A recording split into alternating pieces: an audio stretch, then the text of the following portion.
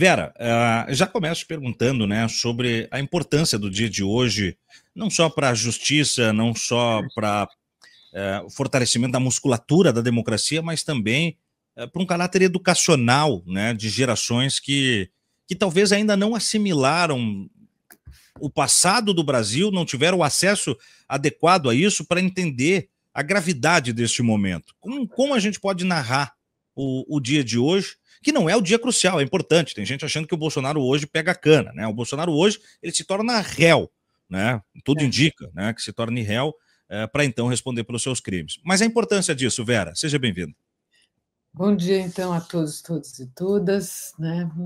Sou fã do DCM. Ultimamente não tenho tido muito tempo, estou trabalhando muito dia ficar assistindo. Eu não estou aposentada, né? Mas, assim, qual que é a importância disso? É brutal, como diriam várias pessoas, o Almino Afonso, que tem esse estilo de falar, né? Que é um dos amigos de meu pai contemporâneo que ainda está vivo, né? Ele tem, de fato, um caráter educacional, né? De botar de novo na mídia os crimes que essas pessoas têm feito, né? E, assim, a minha imagem hoje de manhã, na hora que eu acordei, depois de uma experiência fortíssima que tivemos ontem lá na Vala de Perus, né? Não sei se vocês ficaram sabendo, né? Com a ministra pedindo, ministra dos Direitos Humanos, a Macaé, pedindo desculpas oficiais do Estado brasileiro aos familiares de mortos e desaparecidos, num lugar muito marco e símbolo do que foi feito, né? Que é o lugar onde a ditadura jogava os ossos misturados dos mortos, desaparecidos, desculpa, dos assassinados na tortura, misturados com. A gente sabia disso, mas não tinha conseguido ainda as provas, até a prefeita Erundina ir atrás, né? Com mortos na epidemia de meningite, né? Que, assim, é uma repetição ipsis literis, né, do que Bolsonaro fez com a pandemia de Covid, né? Então, para nós, ele e suas séculas militares no governo, né? Até ministro da Saúde, que não entendia nada da saúde, a gente teve durante o governo dele. Então, a falta de compromisso com a vida, né? O se colocar no lugar de Deus, eu diria, em nome de Cristo, tá certo? De um Cristo que não tem nada a ver com o meu e o seu, né, Adriano? Né? Quem somos religiosos, tá? E somos, boa parte da esquerda tem religião, tá certo?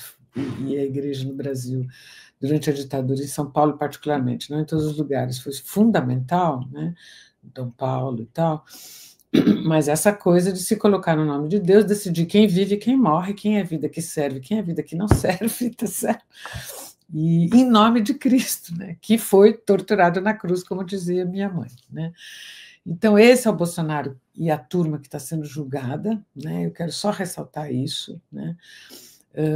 E, de novo, hoje eu tive a mesma imagem, eu acordei com a imagem que me veio assim que o prêmio do Oscar foi dado para o filme, sabe? Foi aquele busto em Brasília, cuspido pelo Bolsonaro, sorrindo, tá certo? Né? Num certo sentido, né? O Bolsonaro, né? A gente tinha, naquela época, pouquíssimos marcos de memória, talvez tenha sido um dos poucos, dos primeiros marcos de memória, em homenagem a desaparecidos e assassinados pela ditadura, que foi uma obra, aliás, uma iniciativa do deputado Paulo Teixeira, né? E não sei se posso contar essa história, não sei se Por vale favor, a pena. Vera, por favor, fique à vontade. Né? Tá? E você me interrompe a hora que for. Não, que isso. Estou aquecida aqui pelo Adriano, então já estou entrando com tudo. Mas, assim, estava sendo inaugurado, né? E nós fomos para lá, né? O Marcelo nem sempre conseguia, mas estava eu, meus filhos, minha irmã, minhas duas irmãs, eu acho que a Malu, não sei, mas a Babi estava, e digamos, uma parte importante do Congresso Nacional, senadores, deputados e de pessoas em Brasília que vieram solidariamente assistir à inauguração do busto, né?